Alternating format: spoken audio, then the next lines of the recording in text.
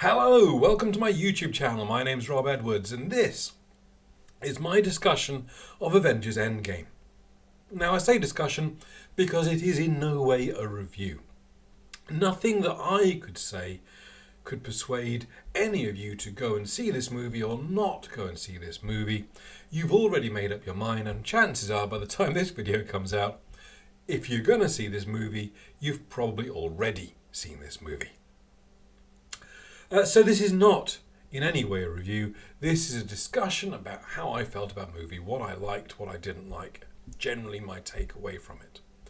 And as a result, it is going to be very spoiler heavy.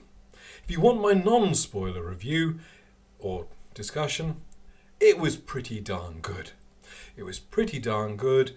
I thought I enjoyed Infinity War more. But Infinity War had the luxury of not having to tie things up in a conclusion. It got to have a cliffhanger, and cliffhangers, for better or worse, possibly because of my Doctor Who roots, a cliffhanger always appeals. And it's actually a lot easier to put an exciting cliffhanger into a show than a satisfying conclusion. I think Endgame did pretty well at creating that satisfying conclusion, but the cliffhanger was better. So that's my non-spoiler version of this. Loved it, brilliant movie, preferred Infinity War, but that's not Endgame's fault. So let's get into full-blown spoiler territory. I'm going to start by having a quick chat about the overall structure of the movie, and then I want to talk about a few of the thousands of characters we have in the movie. So let's start with the structure. And essentially we have three movies. It's a sort of classic three-act structure, but each of the acts are so distinct from the other that essentially we get three movies for the price of one. What we'd seen of trailers was primarily all from Act 1. And we kind of sort of knew that. We kind of sort of knew, or I'd gone in assuming that we would have a mission to take on Thanos early in the movie, which would fail miserably, and that the team would then have to reconvene and try a different, new approach to taking down Thanos. And that's kind of what we got, but at the same time completely the opposite of what we got.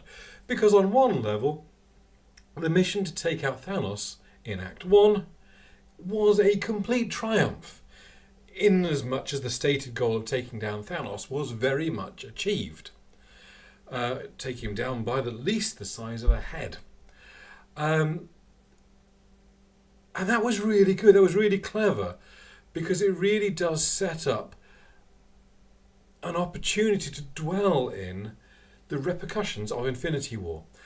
It would have been very easy to set aside all of that, to do a kind of revisionist history, use the time stone somehow, go back in time, fix everything so the snap never happened.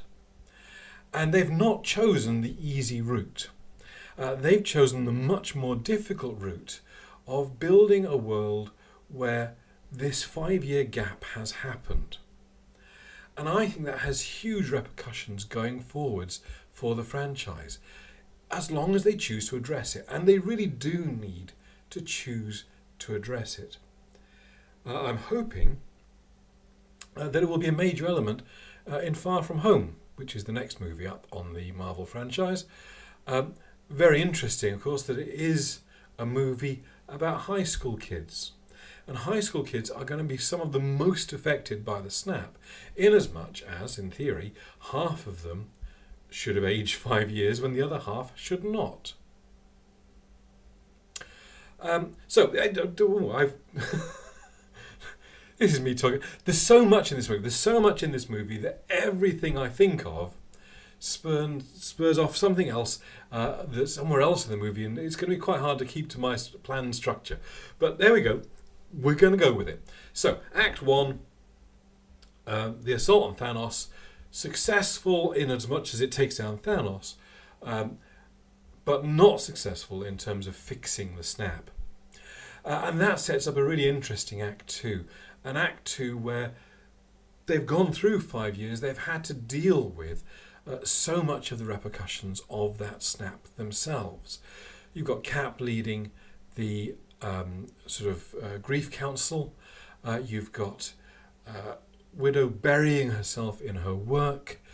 You've got Hawkeye going off the deep end and becoming Ronin and going on a murder spree of all villains who shouldn't have survived, given that his family all got snapped out of existence. And it's really interesting that essentially each of the heroes that we have in the Avengers still alive handles their grief in a different way. All of them completely valid, all of them completely understandable, but some of them deal with it in a very negative way and some of it in a very positive way. So you do end up with Hulk having come to terms with the two halves of his personality and fuse them into, are we calling him Professor Hulk, I guess, maybe? Certainly echoes of that from the comics.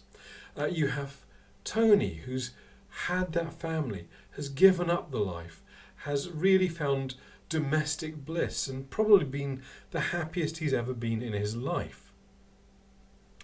And then you have people like Thor, who have, and I've seen a lot of people complain about this already, but it makes complete sense to me.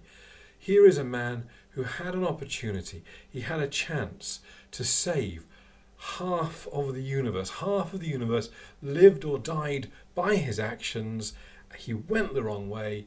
He went for the chest, not the head, or the elbow, I think is probably still the best way of taking out the gauntlet. And he missed his chance. He missed his one shot. And he had a chance of redemption as he saw it with the mission to get Thanos. And even that didn't pan out.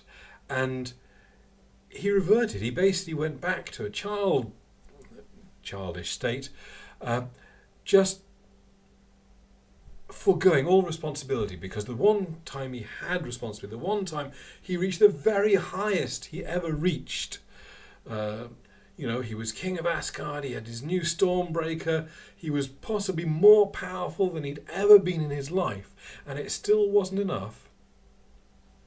I completely believe that as a result, he forewent all responsibility and became the man that we saw. I mean, also gives me an option for new cosplay if I ever feel the urge, which is, something. My wife's always been into Thor. Now I've got a body of Thor. So that's potentially very useful. And then we get into Act 3. And Act 3, of course, we've got the gauntlet back, or we've got the stones back from the past. We've created them into our own gauntlet. We've snapped back into reality, and that basically results in this big battle where we see everybody fighting. And on one level, I think this may be the weakest part of the story. I mean, there's some brilliant stuff in it, don't get me wrong. The highlight of the movie is in Act 3. I said to my friend Brent, one of my co-writers of the Inklings books, I said to him, what's your favourite moment in the movie? And there is a right answer. And the right answer for favourite moment in the movie has got to be Cap wielding Mjolnir. Because we all saw in Age of Ultron that Cap tried to lift the hammer. Was he able, but he played it off? That's my theory. I think he was able to, but he didn't want to show up Thor. But now was the moment. Now Cap took Mjolnir and laid out some pretty bad damage on Thanos with it, and summoned the lightning and all that good stuff. And the image of shield and hammer are very, very classic comic book tropes. And of course, Avengers Assemble from Cap as well. Another brilliant moment. Sam doing on your left, and suddenly everybody's there. And the sort of female Avengers, the kind of A-Force nod, was brilliant as well. Lots of fantastic moments in there, but my problem is it was all a bit dark. I actually prefer the Battle of Wakanda because from Infinity War, because that was done in daylight. And it's so easy to just kind of have everything kind of blur into this brown mess when it's set in twilight or in darkness, as it was here. And you had all these battles, all these different Avengers and all the different Outriders going against each other, and it all kind of disappeared against each other. It all sort of faded into the background. So let's talk about characters. Now, I'm not going to go through every single character in the movie because there are hundreds, and I don't want my discussion to be as long as the movie. We'll save the big three for last, so I'll come back and talk about Thor, Iron Man and Cap, to add what I've already said about them anyway. But before that, the characters I want to briefly mention are Captain Marvel, Ant-Man, Hulk and Nebula. And let's deal with Captain Marvel first, because really, what was the point of her in this movie? I know that, on one level she's there to say that the universe is having this problem and she connects us to that universe. It's not just about Earth. But in terms of what Captain Marvel does in this movie and the couple of brief interactions the main Avengers have with her, if you were to excise them from the movie would not alter in any significant way. Because, she may come in and take on the main battleship, but Iron Man would have dealt with that if he'd snapped his fingers. So I'm still not sold on Captain Marvel. And I love Captain Marvel in the comics, or certainly in the couple of runs of hers that I've read. I gather that recently she's gone a bit strange, but in the Captain Marvel books that I read, I thought she was a great character, and just not getting to this movie screen yet. Maybe Captain Marvel 2, maybe. Ant-Man was one of my favourite things in this movie. Paul Rudd is wonderful in the role. He just is. He got to play some serious moments. His realisation of what had happened and going and finding his daughter was magnificent. Love that. And yet he still got some moments of lightness, some moments of humour, and really got to be himself. And by the time Act 3, of course, he gets to do his Giant Man thing and gets to be completely badass, taking out some of those flying Chitauri dragon things. So great. A little bit strange how he gets out of the quantum realm, admittedly. The random rat standing on his on the control panel of the quantum van. I mean, it took 5 years for the rat to get there, so it's not like it happened overnight, but still a bit strange. But, I forgive that because it got us Ant-Man back, and I've enjoyed Ant-Man so much more outside of the Ant-Man movies. Ant-Man and Ant-Man and the Wasp are both okay. I like Ant-Man more than Ant-Man and the Wasp. Because Ant-Man and the Wasp is just a bit of a nothing movie. I like the characters in it, but even with the assist of being such an important step now into Endgame, I just anyway. Ant-Man, brilliant character, loved him, fantastic addition.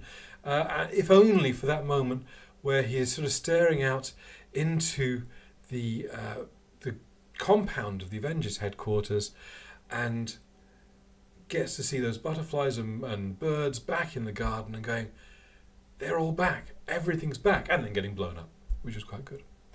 Not very much to add about Hulk that I haven't already said, but I just wanted to address their trip back in time.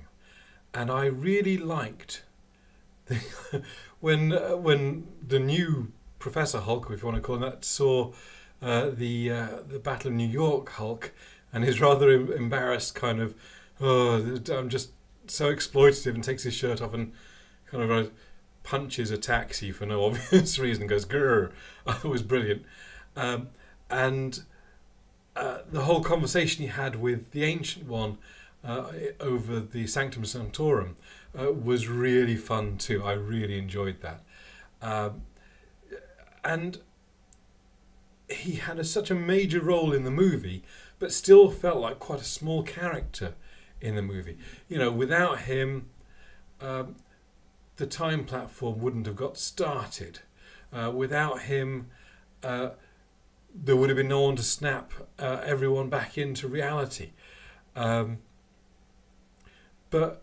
we don't actually see very much of him kind of in action, really, in this movie, which is interesting. But the special effects are brilliant. I thought Mark Ruffalo playing Professor Hulk was the most agreeable and kind of confident and happy version of Hulk we've seen in all of the movies. And I really liked it, and I hope that's an ongoing thing. I hope we get to see this Hulk going forwards. Although I suspect what we'll actually see the next time we see the Hulk is we'll start with him in this happy place, and it will slowly move towards a darker place once more, because that is sadly Bruce Banner's fate always. Interesting thought occurred to me, by the way, while I was watching Endgame, and you've got Hulk sitting on top of the Sanctum Sanctorum talking to the Ancient One. Of course, in the comics, the original Defenders was, I believe, I'm right in saying, Doctor Strange, Hulk, and Silver Surfer, and Namor, maybe? I'm not so sure about Namor, but certainly the original three, with these sort of disparate characters, so weird. But we now are in a situation where maybe Doctor Strange 2 could, in fact, set up comics accurate Defenders, because with Silver Surfer now being available to Marvel movies again, thanks to the Fox deal, you could actually have him appear in Doctor Strange 2 along with the Hulk, and that would be really interesting. Oh wow, look how long this video is already. Okay, I'm going to try and be quick with these last four, but I have to talk about Nebula, because Karen Gillan is a Doctor Who alum, and I can't. I'm so about Doctor Who that it thrills me to see her career really taking off now, between such a juicy, meaty role in Endgame and her obviously taking Jumanji last year. I think she's doing great for herself, and it's only a good thing. But I loved Nebula in this, and I love the fact we got to see both the reformed Nebula and the original Nebula interact. I thought it was very clever, the idea that they would be connecting to the same Wi-Fi, essentially, and that causing problems, and that being how Thanos finds out about what's going on. Fascinating stuff. Really enjoyed it. And I think Karen Gillan takes a brilliant part in this, and I think the scene with her and Tony right at the very start, where they're playing games, their table football thing, American football, was just lovely, and just a kind of a weird sort of family moment for Nebula, which she never really had in her own family, and God, it warmed the heart. It really did. Okay, so very quick version of the big three, because I've said a lot about them already in this video to date. But I want to talk about where we finished with the three of them. So Thor, we have finished clearly setting up more adventures with the Guardians of the Galaxy. So Guardians of the Galaxy Volume 3 and or Thor 4. We are going to see one or other of those movies, and Thor will be in it, and it's brilliant. I have to say, Thor 1 and Thor 2, they're okay movies. Thor 2 in particular is somewhat redeemed by Endgame, I have to say. The interaction with Thor's mother in this movie really does elevate Thor 2 a little bit. But, yeah. Thor as a character, for me, really found his stride in Ragnarok, and I am so pleased that there are rumours that Taika Waititi will come back for a Thor 4, and we will see more Ragnarok-style adventures for him in the future. I am very happy with where we have left Thor and the potential for moving forward. Brilliant. Cap's ending was beautiful. I kind of sort of knew that was going to happen. I mean, not the details, but it was fairly obvious. They'd telegraphed for some time now, even back as far as Age of Ultron, that Cap's ultimate fate would be to go back in time and get the life that was owed him, really. And what's really interesting, because there's time travel shenanigans and all this, and it's not clear, it's not sure whether Cap has gone back and usurped the role of who Peggy Carter was going to marry, or was in fact Peggy Carter always married to Steve, but Steve had just had to take the long way round to get to that. Because we never really talked about Peggy's husband except in the very broadest terms. For example, she said, I think, I can't remember which film, but I'm sure she said something like that Cap had saved her husband in that mission where he saved Bucky. And in a way, Cap did save her husband, if her husband was Cap, from a certain point of view.